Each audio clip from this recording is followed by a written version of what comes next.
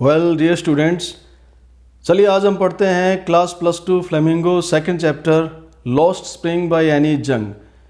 अगर आपने अब तक चैनल को सब्सक्राइब नहीं किया है तो प्लीज़ चैनल को सब्सक्राइब करें ताकि इसी तरह से हम हर चैप्टर को line by line word by word अच्छी तरह से पढ़ सकें, समझ सकें।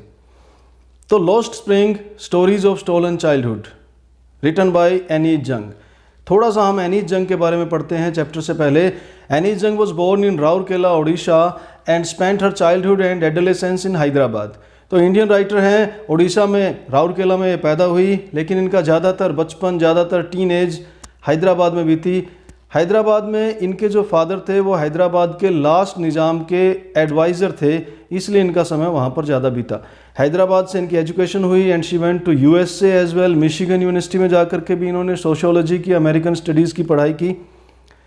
तो एनी जंग ने अपना करियर इंडिया में राइटर के रूप में शुरू किया था, but she has been an editor भी रही हैं, कॉलमनिस्ट रही हैं, जर्नलिस्ट रही हैं और बहुत से मेजर न्यूज़पेपर्स के साथ इंडिया में भी और बाहर भी, फॉरेन में भी, विदेश में भी इन्होंने काम किया है। बहुत सारी बुक्स इनकी लिखी हुई फेमस हुई हैं। Most famous of her books is unveiling India, where she has depicted the Muslim women behind purdah. तो काफ़ी फेमस बुक इनकी रही है अनवेलिंग इंडिया।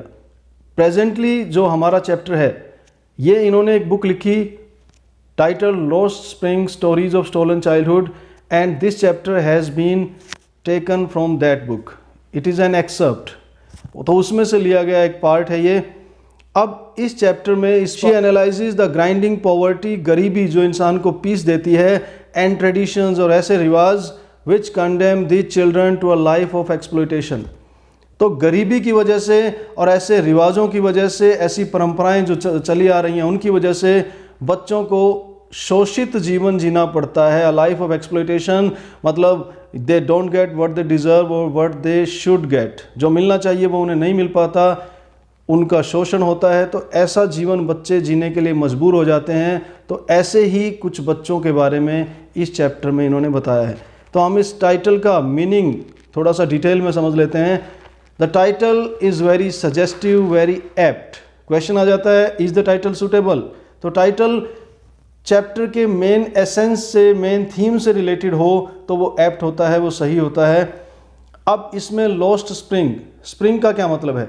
आप सभी जानते हैं spring is a season and the best season, सभी सीजन्स में सबसे बढ़िया सीजन है spring.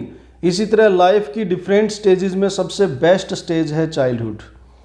Childhood is marked by care freeness, enjoyment, मौज मस्ती का समय है। पेरेंट्स सब कुछ करते हैं, बच्चों को एंजॉय करना है, केयर फ्री होकर के रहना है, कोई रिस्पॉन्सिबिलिटी नहीं होती।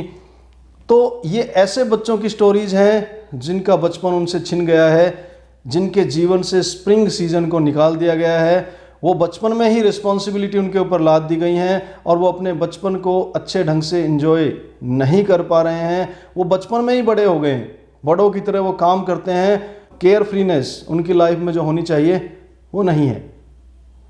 चलिए हम चैप्टर को पढ़ना स्टार्ट करते हैं। समटाइम्स आई फाइंड अ रूपी इन द गार्बेज। चैप्टर के दो पार्ट हैं।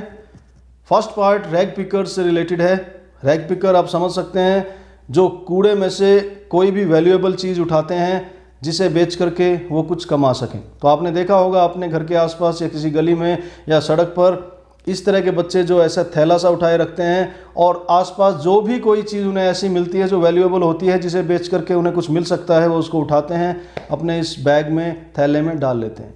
तो इस तरह के रैग पिकर्स की स्टोरी है ये फर्स्ट पार्ट।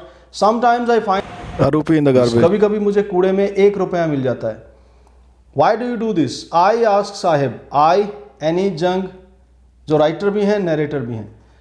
तो Sahib is a rag picker. Why do you do this? I ask Sahib whom I encounter every morning scrounging for gold in the garbage dumps of my neighborhood। तो narrator देखती है साहिब को, उसने कई बार देखा है, स्क्राउंजिंग फॉर, लुकिंग फॉर, गोल्ड, सोना, कोई भी वैल्यूएबल चीज़ जिसे बेच करके कुछ मिल सके, वो यहाँ पर उनके लिए, उन बच्चों के लिए गोल्ड है। तो मैंने साहिब को कई बार देखा है, वो ऐसे गार्बेज में कुछ न कुछ ढूंढता रहता है। तो मैंने उससे पूछा why do you do this? तुम ऐसा क्यों करते हो? Sahib left his home long ago. Sahib जो है बहुत साल पहले अपने घर को छोड़ करके आ गया। Set amidst the green fields of Dhaka, उसका घर कहाँ होता था? ढाका में, हरे खेतों के बीच में उसका घर था। His home is not even a distant memory, लेकिन अब उसे याद नहीं है कि उसका घर कैसा था। There were many storms that swept away their fields and homes, distant, far, दूर दूर भी याद नहीं है उसको उसका घर कैसा था। बहुत वहाँ पर स्टॉर्म्स, तूफान आए, वो बहा ले गए उनके घरों को, उनके खेतों को, जैसा कि उसकी मदर बताती हैं। That's why they left looking for gold in the big city where he now lives, इसलिए मजबूरी में उनको वो जगह छोड़ करके आना पड़ा और वो एक बड़े शहर में रहते हैं, बड़े शहर के पास रहते हैं और रैग पिकिंग का काम करते हैं। I have nothing else to do, मेरे पास और कुछ करने के लिए नहीं है, इसलिए मैं ये करता हूँ। गो टू स्कूल, स्कूल में क्यों नहीं जाते? Realising immediately how hollow the advice must sound, हालांकि मुझे महसूस हो रहा था कि मैं एक खोखली सलाह इसको दे रही हूँ, फिर भी मैंने उसको कह दिया। तो साहिब ने जवाब दिया, there is no school in my neighbourhood, मेरे पड़ोस में कोई स्कूल है नहीं। When they build one I will go, जब कोई स्कूल बन जाएगा तो मैं वहाँ पर चला जाऊँगा। अब आप सोच सकते हैं कि खेतों को कैसे तूफान बहा कर ले जा सकते हैं। तो ज़मीन की जो ऊपर की परत होती है वो सॉइल, वो उपजाऊ होती है। अगर बरसात में, बाढ़ में उसको पानी बहा ले जाए तो ज़मीन की जो उपजाऊ शक्ति है वो ख़त्म हो जाती है, उसके बाद वहाँ पर कुछ उगता नहीं है, वो बंजर हो जाती है। तो ऐसा कई बार हुआ कि बहुत सारे तूफ़ान आए और उनके घरों को तूफ़ानों ने तोड़ दिया और उनकी ज़मीन को भी, उसकी जो ऊपर की फर्टाइल जो लेयर थी सॉइल, उसको वो पानी बहा करके ले गया और ज़मीन वो जो उनकी थी वो बंजर हो गई। If I start a school will you come, चलो मान लेते हैं स्कूल तुम्हारे पास नहीं है, अगर मैं स्कूल स्टार्ट करूं तो तुम आओगे क्या? आई आस्क हाफ जोकिंग, तो मजाक में कह दिया नरेटर ने। यस, बिल्कुल आऊँगा। स्माइलिंग ब्रॉडली, स्माइल करके कहा हाँ बिल्कुल आऊँगा। A few days later I see him running up to me, is your school ready? कुछ दिनों के बाद वो भागते हुए मेरे पास आया, क्या तुम्हारा स्कूल तैयार हो गया? It takes longer to build a school ऐसे ही नहीं बन जाता, स्कूल बनाने में बहुत टाइम लगता है। आई से embarrassed eight having made a promise, हालांकि मैं अशेम्ड महसूस कर रही थी, शर्म मुझे आ रही थी कि मैंने उससे ऐसा वायदा कर दिया कि मैं स्कूल बनाऊंगी। मेरा कोई पर्पज़ नहीं था स्कूल बनाने का, ये वैसे ही मैंने कह दिया था। बट प्रोमिसेस लाइक माइन, लेकिन जैसा वायदा मैंने किया, ऐसे ऐसे वायदों से दुनिया भरी पड़ी है। अबाउंड इन, एक्सेस में ऐसे वायदे दुनिया में हैं। इस ब्लीक वर्ल्ड, अनहैप्पी वर्ल्ड, दुखी संसार में ऐसे ऐसे वायदे बहुत हैं जिसके सहारे लोग अपनी ज़िंदगी काट लेते हैं। हमारी जान पहचान होने के कई महीने के बाद I asked him his name, मैंने उसका नाम पूछा, उसने बताया साहिब आलम। अब देखिए, what is sahibs full name, what does it mean, Sahib का पूरा नाम क्या है और उसका क्या मतलब है? तो उसका पूरा नाम है साहिब आलम और इसका मीनिंग है लॉर्ड ऑफ द यूनिवर्स, दुनिया का मालिक। He does not know what it means, उसे पता नहीं है इसका मतलब क्या है। अगर उसे पता लग जाएगा तो he would have a hard time believing it, उसको विश्वास नहीं होगा कि इसका क्या मतलब है। दुनिया का मालिक और हूँ मैं एक rag picker. Unaware of what his name represents, उसका नाम कुछ भी दिखाता हो। He roams, he wanders in the streets with his friends, अपने दोस्तों के साथ ऐसी गलियों में घूमता है। An army of bare foot boys, नंगे पैर घूमने वाले बच्चे हैं, वो लड़के हैं। Who appear like the morning birds and disappear at noon, सुबह पक्षी जैसे आते हैं उस तरह से वो आते हैं, दोपहर को वो गायब हो जाते हैं। ओवर द मंथ्स, बहुत महीने हो गए उनको मुझे देखते हुए। I have come to recognise each of them, अब उनमें से मैं ज़्यादातर को, सबको पहचानने लगी हूँ। Why aren't you wearing chappals, उनमें से एक से मैंने पूछा तुम चप्पल क्यों नहीं पहनते? My mother didn't bring them down from the shelf, मेरी माँ ने शेल्फ से उतार के ही नहीं दी। इस तरह से शेल्फ अलमारी के अंदर भी हो सकती है, वैसे खुली भी हो सकती है। Even if she did he will throw them off, दूसरे लड़के ने कहा कि अगर इसकी माँ दे भी देती तो भी ये नहीं पहनता। Who is wearing shoes that do not match, वो ऐसा बच्चा है जो अलग अलग जूते पहने हुए, उसके जूते मैच नहीं कर रहे। जब मैंने उसकी तरफ इशारा किया तो उसने पैरों को ऐसे हिलाया, एक दूसरे की तरफ ले गया, शफलिंग की पैरों की, शर्मा गया वो। I want shoes says a third boy, एक तीसरा लड़का बोला मुझे भी जूते चाहिए। Who has never owned a pair all his life, इतना बड़ा वो बच्चा हो गया उसने कभी उस जूते नहीं पहने। तो नरेटर कहती है कि ट्रैवलिंग अक्रॉस द कंट्री, मैं देश में बहुत जगह पर घूमी हूँ। I have seen children walking bear foot, मैंने देखा है बच्चों को नंगे पैर घूमते हुए, शहरों में भी, गाँव में भी, हर जगह। It is not lack of money, अब ये भी क्वेश्चन आता है कि what is the explanation behind it. बच्चे नंगे पैर रहते हैं तो क्या एक्सप्लेनेशन हो सकती है इसकी, हम क्या रीज़न दे सकते हैं? It is not lack of money but a tradition to stay barefoot is one explanation. तो कुछ लोग तो ये कहते हैं कि बच्चों को नंगे पैर रहना पसंद है, वो नंगे पैर रहने का एक रिवाज सा बन गया है, पैसे की कमी नहीं है, लोगों के पास जूते चप्पल हैं लेकिन वो पहनना पसंद नहीं करते। आई वंडर, लेकिन नरेटर कहती है कि मैं सोचती हूँ if this is only an excuse, कि क्या ये केवल एक बहाना है to explain our perpetual ever lasting state of poverty. देश में गरीबी इतनी ज़्यादा है, क्या ये उस गरीबी को छुपाने का एक बहाना नहीं है कि बच्चे चप्पल पहनना पसंद नहीं करते? I remember a story a man from Udupi once told me. ये एक्चुअल में उडुपी है, कर्नाटक में एक जगह है ये। It is famous for its temples, लेकिन इसको उडुपी भी कह देते हैं। तो I remember a story a man from Udupi once told me. तो उडुपी के एक आदमी ने एक स्टोरी सुनाई थी, मुझे कुछ कहा था, मुझे याद आता है। As a young boy he would go to school past an old temple. जब वो छोटा बच्चा था तो वो स्कूल में जाता था, मंदिर के पास से गुजर के, मंदिर के पास से होकर के स्कूल में जाता था, और उस मंदिर में जो पुजारी थे, प्रीस्ट, उसके पिताजी थे। He would stop briefly at the temple. वो मंदिर के पास थोड़ी देर रुक जाता और भगवान से प्रार्थना करता कि हे भगवान मुझे जूते दिला दो। उसके पास जूते नहीं थे। 30 years later I visited his town and the temple. 30 साल बाद नरेट जब उसी नगर, उसी मंदिर के पास से गुजरी which was now drowned in an air of desolation. तो वो उजाड़ सा पड़ा था, वहाँ पे ज़्यादा रौनक नहीं थी, डेसोलेट सा वो एरिया था, वो मंदिर था। इन द बैकयार्ड, लेकिन उसके पीछे आंगन में, where lived the new priest, जहाँ अब एक नया पुजारी रहता था। There were red and white plastic chairs, वहाँ लाल सफ़ेद प्लास्टिक की कुर्सियाँ थी। A young boy dressed in a grey uniform. तो एक बच्चा वहाँ पे भागता, उसने जूते जुराब पहने हुए थे, स्कूल की यूनिफॉर्म डाली थी, भागता हुआ वहाँ पर आया और उसने आते ही अपना स्कूल बैग वहाँ पे बेड पे, फोल्डिंग बेड पे फेंक दिया। तो लुकिंग एट द बॉय, उस लड़के को जब मैंने देखा, उसने जूते पहने थे, तो I remember the prayer another boy had made. तो मुझे याद आ गया एक लड़का कैसे भगवान से प्रार्थना करता था। When he had finally got a pair of shoes, उसको जूते मिल गए थे, लेकिन फिर भी वो देवी से प्रार्थना करता था कि let me never lose them, कि हे देवी माँ मेरे जूते कभी गुम ना हो, मेरे पास हमेशा रहें। The goddess had granted his prayer, तो देवी ने उसकी बात मान ली। Young boys like the son of the priest now wore shoes। तो पुजारी के बेटे जैसे छोटे बच्चे, उनके पास अब जूते हैं। But many others like the rag pickers in my neighborhood remain shoeless। लेकिन जो रैग पिकर्स जैसे जो गरीब लोग हैं, वो उनके पास अभी भी जूते नहीं हैं। My acquaintance with the bare foot rag pickers leads me to Seemapuri. अब मेरी जो एक्वेंटेंस, मेरी जो जान पहचान, फैमिलियरिटी उन रैग पिकर्स के साथ हो गई, तो वो चीज़ मुझे ले जाती है सीमापुरी, जहाँ पे वो लोग रहते हैं। तो सीमापुरी से भी मेरा संपर्क हुआ। A place on the periphery of Delhi. Seemapuri कहाँ पर है? Where is Seemapuri? सीमापुरी की पूरी डिटेल ये आपको लर्न करनी है। ये ऐसे टाइप शॉर्ट किसी भी तरह से पूछा जा सकता है। तो सीमापुरी जो है on the periphery of Delhi, Delhi की बाउंड्री के पास है, yet miles away from it metaphorically. तो डिस्टेंस के वे में देखें तो ये दिल्ली से ज़्यादा दूर नहीं है, दिल्ली की बॉर्डर के बाउंड्री के पास है। लेकिन मेटाफोरिकली देखें, कंपेयर करके देखें, तो दिल्ली में और इस जगह में दिन रात का फ़र्क है। तो इसका मतलब यही है कि डिस्टेंस वाइज ज़्यादा गैप नहीं है। It is on the periphery of Delhi. Seemapuri is near Delhi, it is on the periphery of Delhi, but when we compare both of these in terms of facilities, तो there is a lot of gap, lot of difference. तो बहुत difference है। दिल्ली जो है वो एक advanced area है, जबकि सीमापुरी जो है वो एक बहुत ही पिछड़ा एरिया है।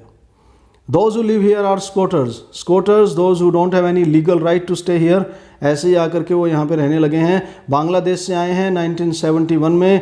साहिब्स फैमिली भी उनमें से एक है। Seemapuri was then a wilderness. Seemapuri उस समय एक जंगल सा ही होता था, जो अनप्लैंड वे में, नेचुरल स्टेट में जो जगह पड़ी रहती है, अनप्लैंड वे में ऐसे ही जहाँ पे पेड़ उग जाएँ, पौधे उग जाएँ, श्रब्स, बुशेज उगती रहती हैं, तो एक तरह से जंगल ही कह सकते हैं आप।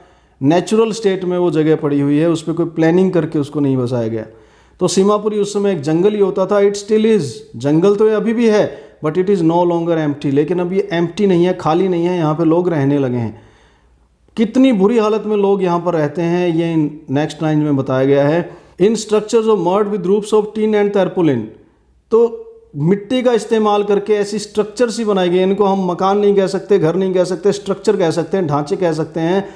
किस चीज़ का इस्तेमाल करके? मड का इस्तेमाल करके, मिट्टी का कीचड़ का इस्तेमाल करके, टिन का इस्तेमाल करके, तरपोलिन तिरपाल का इस तरह का इस्तेमाल करके यहाँ पर ऐसे घर, ऐसी स्ट्रक्चर बनाई गई हैं जहाँ पे ना सीवरेज की व्यवस्था है, ना नालियों की व्यवस्था है, ना पीने के पानी की व्यवस्था है। And more than 10,000 rag pickers यहाँ पर रहते हैं। They have lived here for more than 30 years, 30 साल से ज़्यादा हो गए उनको यहाँ पर रहते हुए। विदाउट एन आइडेंटिटी, उनकी कोई पहचान नहीं है। विदाउट परमिट्स, उनके पास कोई परमिशन नहीं है, बट विद राशन कार्ड, लेकिन उनके पास राशन कार्ड हैं। That get their names on voters list, ration card की वजह से उनका नाम वोटर लिस्ट में आ गया। And enable them to buy grain, जिससे उनको अनाज मिल जाता है। Food is more important for survival than an identity. और वो लोग कहते हैं कि हमें खाना मिल रहा है ना, जीवन के लिए खाना जरूरी है, पहचान जरूरी नहीं है। If at the end of the day, अगर दिन के अंत में, if at the end of the day we can feed our families, हमें अगर खाने को मिल जाता है, and go to bed without an aching stomach, और भूख की वजह से खाली पेट इंसान को दर्द होने लगता है, ऐसी स्थिति अगर हमारी नहीं है, हम खाना खा करके बेड पे जाते हैं, सोने जाते हैं, भूखे पेट, हमारे पेट में दर्द नहीं होता, खाने को हमें मिल जाता है, तो we would rather live here than in the field that gave us no grain. तो हम यहीं रहना पसंद करेंगे बजाय इसके कि ऐसे उन खेतों में हम जाएं जो हमें अनाज नहीं दे पा रहे हैं। से a group of women in tattered saris, फटी पुरानी साड़ियाँ पहने कुछ महिलाएं ये बात कहती हैं। When I asked them why they left their beautiful land of green fields and rivers, जब मैंने उनसे पूछा कि तुमने क्यों अपना इतनी सुंदर जगह जहाँ पर इतने बढ़िया खेत थे, नदियाँ थी, उसको छोड़ करके यहाँ पर क्यों आ गए, तब उनका ये जवाब था कि उन खेतों से तो हमें कुछ मिला नहीं था, उन खेतों से हमें अनाज नहीं मिला, हमें यहाँ पर खाने के लिए मिल रहा है, तो हम यहीं पे रहेंगे। और wherever they find food, जहाँ भी हमें खाना मिलता है, दे पिच देयर टेंट, वहीं पे अपना टेंट लगा लेते हैं। And that become transit home, वो उनका ट्रांजिट होम है, कभी भी कहीं भी जाना है तो वो उसको जा सकते हैं, अस्थायी घर है उनका, वो कभी भी वो ट्रांसफ़र कर सकते हैं, एक दूसरी जगह से जा सकते हैं। Children grow up in them, बच्चे उन्हीं टेंट्स में बड़े हो जाते हैं। बिकमिंग पार्टनर्स इन सर्वाइवल, और इस तरह माँ बाप की मदद करते हैं जीवित रहने में, उनके लिए कमाते हैं। सर्वाइवल इन सीमापुरी मीन्स रैग पिकिंग, और जीवित रहने का सीमापुरी में एक ही जरिया है, रैग पिकिंग कीजिए। थ्रू द ईयर्स, इतने सालों से वो ये काम कर रहे हैं। It has acquired the proportions of a fine art, एक तरह से कला बन गई है ये, वो एक्सपर्ट हो गए हैं रैग पिकिंग करने में। Garbage to them is gold, कूड़ा उनके लिए सोने के समान है, इम्पोर्टेंट है, क्योंकि वहीं से उनको खाने के लिए रोटी मिलती है, कूड़े से ही उनको जो सामान मिलता है उसी को बेच करके वो पैसे कमाते हैं। And it is their daily bread, वहीं से उनको रोटी मिलती है, उसी की वजह से इनके सिर पर छत है। बेशक it is a leaking roof, बेशक छत पे से पानी टपकता हो, लेकिन सर पे छत तो है, पेट में खाना तो है, अनाज तो है। किस वजह से? रैग पिकिंग की वजह से। जो भी इम्पोर्टेंट उनको मिलता है, वैल्यूएबल मिलता है, उसको लेकर के बेच देते हैं, रैग पिकिंग करते हैं और अपना गुजारा करते हैं। But for a child it is even more, लेकिन बच्चों के लिए ये कुछ और ही है, इससे बढ़ करके। बच्चे के लिए केवल ये मीन्स ऑफ सर्वाइवल नहीं है, बच्चे के लिए कूड़ा उससे कुछ बढ़ के है। I sometimes find a rupee even a 10 rupee note, Sahib कहता है कि कभी कभी तो मुझे 10 रुपये का नोट भी मिल जाता है इस कूड़े में। हिज आइज लाइटिंग अप, उसकी आंखों में चमक आ जाती है।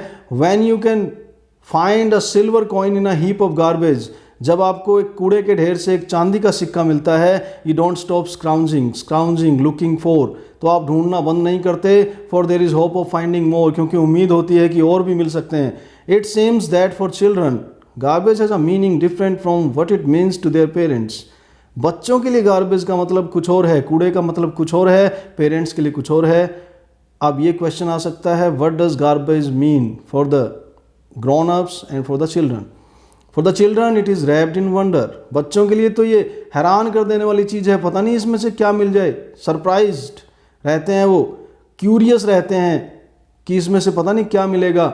And for the elders it is a means of survival, it is a means of survival, और बड़ों के लिए ये एक जीवित रहने का जरिया मात्र है।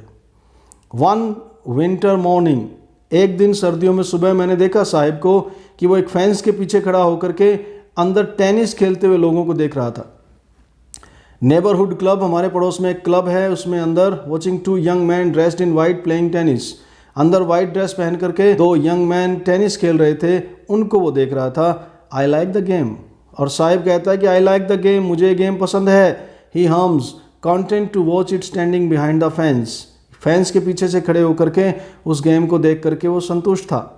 आई go inside when no one is around, और वो ये भी कहता है कि जब कोई आसपास नहीं होता तो मैं अंदर भी चला जाता हूँ। The gatekeeper lets me use the swing, वहाँ पे जो स्विंग है, झूला है, वो मैं यूज़ कर लेता हूँ, गेट कीपर मुझे अलाउ कर देता है। Sahib two is wearing tennis shoes, Sahib ने भी टेनिस शूज़ पहने हैं, टेनिस शूज़ स्पोर्ट्स शूज़ कह सकते हैं आप। तो Sahib two is wearing tennis shoes that look strange over his discoloured shirt and shorts, Sahib के जो कपड़े हैं उनका रंग उड़ चुका है, वो डिसकलर्ड हैं, जबकि जूते जो उसने पहने हुए हैं वो नए जूते हैं, तो वो आपस में मिसमैच है, पुराना नया कॉम्बिनेशन बन नहीं रहा। Someone gave them to me, किसी ने मुझे ये दिए हैं। He says in the manner of an explanation, तो मैंने जब उसको देखा तो एक तरह से एक्सप्लेन करके कह रहा है किसी के दिए हुए जूते हैं। The fact that they are discarded shoes of some rich boy, जबकि असलियत में वो किसी अमीर बच्चे के फेंके हुए जूते थे।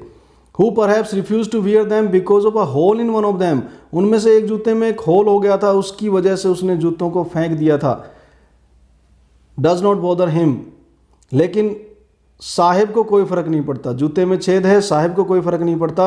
For one who has walked barefoot, क्योंकि वो बच्चा जो इतने समय तक नंगे पैर चला हो, even shoes with a hole is a dream come true, उसको जूते मिलना, बेशक जूते में छेद है, उसका सपना तो इसी में सच हो गया कि उसको जूते मिल गए, छेद उसके लिए कोई परेशानी का कारण नहीं है। But the game he is watching so intently is out of his reach, लेकिन जिस गेम को वो इतने ध्यान से देख रहा है वो गेम उसके बस का नहीं है, वो उसके कैपेसिटी से बहुत दूर की चीज़ है, क्योंकि टेनिस एक बहुत ही महंगा गेम है। This morning Sahib is on his way to the milk booth, आज सुबह जब मैंने साहिब को देखा तो मिल्क बूथ की तरफ दूध लेने जा रहा था। In his hand is a steel canister, उसके हाथ में स्टील का एक कनस्तर था जिसमें दूध लेकर के आते हैं, बड़ा सा बर्तन। I now work in a tea stall down the road, और साहिब ने कहा कि मैं अब एक टी स्टॉल पे, वो देखो सड़क पे उस तरफ जो एक टी स्टॉल है, मैं वहाँ पे काम करने लगा हूँ। He says pointing in the distance, I am paid 800 rupees in all my meals, 800 रुपये महीना मिलते हैं मुझे और तीनों समय का मुझे खाना मिलता है। Does he like the job, तो मैंने पूछा उससे क्या तुम्हें जॉब पसंद है। I ask his face I see has lost the carefree look, उसके चेहरे को देख करके ही पता लग रहा था कि उसको जॉब पसंद नहीं थी। Does Saheb like his new job, no Saheb doesn't like his new job, क्योंकि उसके चेहरे पे जो केयर फ्रीनेस होती थी, बेपरवाही की लुक होती थी, मौज मस्ती जो उसके चेहरे से झलकती थी, फ्रीडम उसके चेहरे से झलकती थी, वो अब नहीं है। The steel canister seems heavier than the plastic bag he would carry so lightly over his shoulder, तो वो अपना बैग जो उठा करके घूमता था वो हल्का होता था, और ये जो कनस्तर अब उसको उठा के घूमना पड़ता है ये काफ़ी भारी है। और मोर ओवर उसकी केयर फ्रीनेस ख़त्म हो गई, पहले वो अपनी मर्जी का खुद मालिक था, पहले वो बेपरवाही से रहता था, एंजॉय करता था, अब ऐसा नहीं है। The bag was his, bag उसका था। The canister belongs to the man who owns the tea shop, जबकि कनस्तर उस आदमी का है जो इस चाय की दुकान का मालिक है। Sahib is no longer his own master, Sahib अब अपनी मर्जी का मालिक नहीं रहा, इसलिए साहिब को अपनी जॉब पसंद नहीं है। तो जब हम फ्री होते हैं, कहते हैं पराधीन सपने हूँ सुख नाही, तो इंसान जब फ्री है तो वो कुछ भी कर सकता है, तो वो ज़्यादा बढ़िया है बजाय कि दूसरे के अंडर उसके गुलाम बने रहने के। उम्मीद है आपको चैप्टर समझ में आया होगा। चैनल को सब्सक्राइब करें, लाइक करें, शेयर करें और कमेंट करके ज़रूर बताएं कि आपको कैसा लगा और नेक्स्ट चैप्टर कौन सा आपको पढ़ाया जाए। Thanks for watching.